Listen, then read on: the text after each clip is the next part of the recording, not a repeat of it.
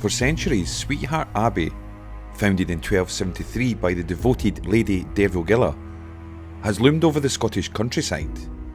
But beyond its striking facade, stories linger of a restless grey lady and a mysterious monk named Peter.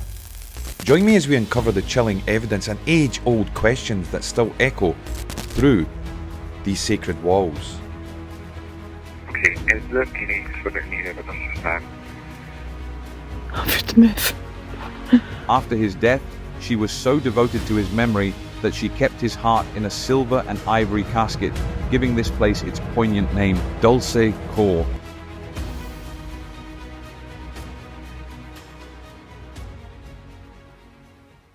So I'm currently at Sweetheart Abbey, having a wander of the location and looking into the stories of the monk and the Grey Lady. Sweetheart Abbey owes its very existence to a woman named Lady Dervorguilla of Galloway, daughter of a powerful lord and wife to John Balliol. After his death, she was so devoted to his memory that she kept his heart in a silver and ivory casket, giving this place its prominent name, Dulce Cor, or Sweetheart. Over time, the locals would come to know it simply as Sweetheart Abbey. But this abbey's story isn't just about devotion, it's also shaped by turmoil. During Scotland's Wars of Independence in the late 1200s and early 1300s, the abbey fell on hard times. Even King Edward I of England is said to have resided here briefly while campaigning in Galloway, and the fighting left the place in ruins. That's when a formidable figure, Archibald Douglas, often called Archibald the Grim, stepped in. He financed repairs and helped rebuild much of what had been lost.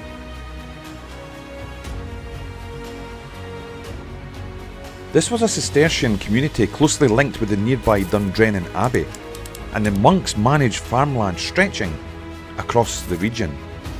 They tended crops, raised livestock, and laid the foundations for agriculture methods that would shape the surrounding countryside. Despite the abbey's religious purpose, it was also a hub of daily life and commerce. Yet the Reformation ultimately swept all that away. The last Cistercian abbot, Gilbert Brune, fiercely clung to his Catholic faith, even as the crown clamped down. Eventually he was arrested and exiled around 1605. By 1624 the monastic chapter had dissolved entirely, leaving these red stone ruins behind as a silent witness to centuries of devotion, war and hardship. So as we stand here today, it's easy to see why such a place might still reverberate with energies from the past, from Lady Dervorguilla's timeless love to the hard-fought struggles of independence. Sweetheart Abbey holds many memories and, if the stories are true, possibly a few restless spirits who've yet to move on. But even beyond the recorded history, the Abbey's most enduring legacy might be the sorrowful figure said to wander these grounds. Locals and visitors alike whisper of glimpses of a Grey Lady, believed to be Lady Dervorguilla herself, drifting amongst the ruined walls or appearing at dusk near the old tower. Some describe an overwhelming sadness, as if they've shared in her centuries-old grief. Others report fleeting movements out the corner of their eye, just a swirl of grey, gone in an instant. Whether it's her love for John Balliol or the weight of a promise left unfulfilled, the spirit many call the Grey Lady seems determined to linger within the very heart of Sweetheart Abbey. So if Lady Dervorguilla's devotion anchors her to these ancient stones, could there be others bound here for reasons yet unknown? Our next story uncovers a second presence, one that has introduced itself by name. In the stillness of the graveyard behind Sweetheart Abbey, there's another figure people claim to see, a silent watcher, cloaked in the austere garb of medieval monk. During my recent investigations, I repeatedly captured one name on our devices: Peter. Whether drifting through the walls or appearing to pace amongst the headstones, Peter seems to watch over these grounds like a guardian from ages past. Visitors have reported the sensation of someone walking just behind them, the soft rustle of robes against the grass, or the faint echo of sandaled feet on the gravel paths. On one moonlit evening, I caught myself glancing over my shoulder, convinced I was being followed. Seconds later, my audio recorder picked up a faint whisper, a breathy hush that almost sounded like heaven. I'm telling you, it's like somebody's walking with me. Somebody walking with me here. They're walking with me here. Told you. I told you. Did I not say it? They're walking with me here. I knew it. Was it Peter patrolling once again, ensuring no one disturbs his sacred domain? Or perhaps trying to protect the Abbey from curious onlookers, or looking for heaven? Whatever his intentions, the repeated mention of Peter through electronic voice phenomena suggests we're not alone here, and it's left me eager to dig deeper into this quiet yet persistent presence. If Lady Dervorguilla mourns her husband here, perhaps Peter remains as a silent watcher. Let's examine the evidence that has surfaced during our investigations.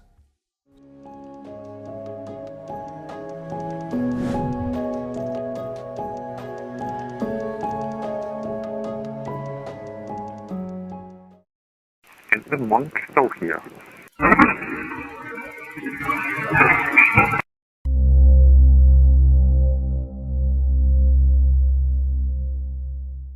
Is the monk still here?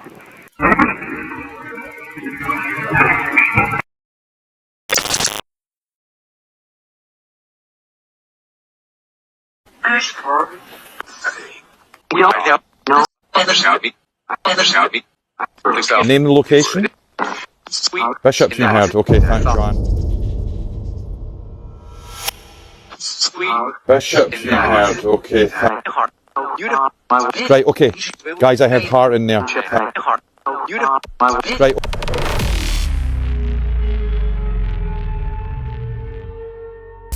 I'm going to come back at night time. I'm going to try some audio and see if I can speak to them directly.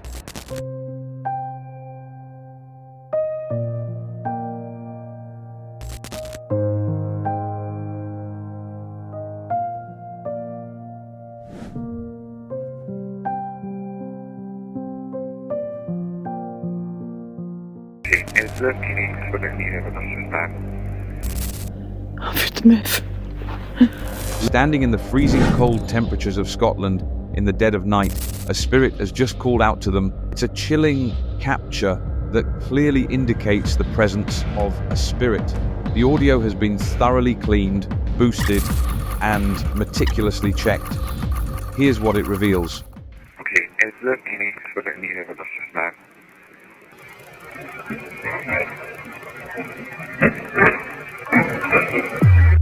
Okay, is there any sort of any evidence of that?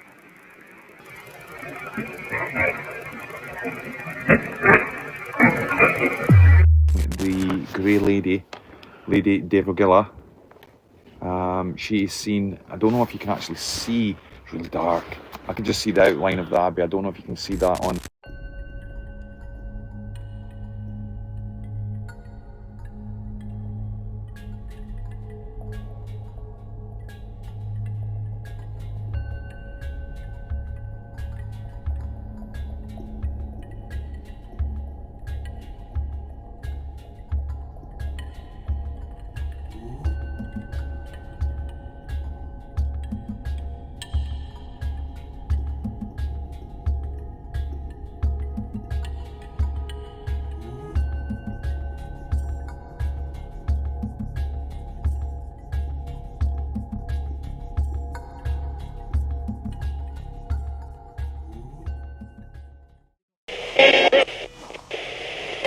Do you want to walk with us?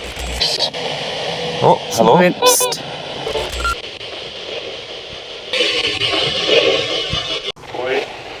Boy. Oi. Ancient? Yeah. Peter. That did sound like Peter there. Pagan. Okay, we're back at the mausoleum. He's sweet. Peter. That's a monk. Peter's the name of the monk that's been seen here. Okay, do we let Peter again? I need to look at the case of 2 live streams were turned off with a broadcast failed, but the live stream in the van on the way back was absolutely fine. Didn't do it again. We need to look at our equipment that went down too. But tonight we've got a good run at it. I think we've got Peter. 2 or 3 times. I would like to hear what's come through that little red radio. And see what we've got, and that sounded like okay at the end there. So there's a few things for us to build on and put together with what we already have. Now, just if you've not seen it before, just to put you into the mind, or to remind you even if you have, do you remember we used the SP Spirit Box app and we got Sweetheart Abbey coming through it? So we've actually had the name of this location come through. Peter's come through. Bring Her to the Fray, I think it was, a big long capture as well. So there is a lot to work with. My job now is to try and bring all that together into a story and let you see what we have. But why would these spirits remain? Were they simply devout souls caught between faith and the unknown? Let's explore the deeper spiritual dimension. In the medieval era, the church held tremendous power over the human mind and soul. Scriptures and doctrine were not merely guidelines, they shaped every thought, every action, promising heaven to the faithful and eternal damnation to those who fell astray. This rigid framework meant individuals like Lady Dervorguilla or her mysterious monk Peter lived and died believing the afterlife would align perfectly with church teachings. But what if, when our consciousness separates from the physical body, the reality isn't what the text described? Imagine dying only to discover no St. Peter at the gates, no grand portal to a heaven you've been taught to expect. Perhaps confusion sets in, fear takes root. Questions linger. Have I sinned? Am I unworthy? Why haven't I found my place in God's kingdom? And so, haunted by doubt or guilt, could these spirits remain to the one place they knew as sacred, such as Sweetheart Abbey? If daily life had revolved around worship and penance, staying near holy ground might feel safer than venturing into an unknown or uncertain afterlife. We might see the same patterns at Lincluden Abbey, where the figure known as Lady Margaret roams, or Balmerino, rumoured to echo with ghostly monks. Even in the wooded pass of Kelhead, monks are said to search endlessly for sanctuary. Modern stories of near-death experiences sometimes echo this dissonance. One person wrote on Reddit, "When I did finally confide in a religious family member about my experience, I was dismissed as crazy. They tried to twist my NDE to fit their beliefs. It could not match what I'd been indoctrinated with. For me, the experience made religion impossible and irrelevant." And another shared, "My NDE didn't add up to the faith I was raised in. It took me years to admit it, and I was never able to view my old religion the same way again." If the living today wrestle with such conflict, how much more jarring must it have been for souls in the Middle Ages? Their entire worldview was limited by a single authoritative belief system. Could Lady Dervorguilla remain here, searching for her husband she cannot find? Or might Peter, bound by vows and fear, be patrolling these stones, unsure why he's denied the glorious afterlife he expected? If their faith has bound them here, maybe all they need is acknowledgement, or a gentle reminder that the afterlife they expected might not be the one they face. Until then, these whispers, footsteps and glimpses in the night remain a testament to their devotion and their fear.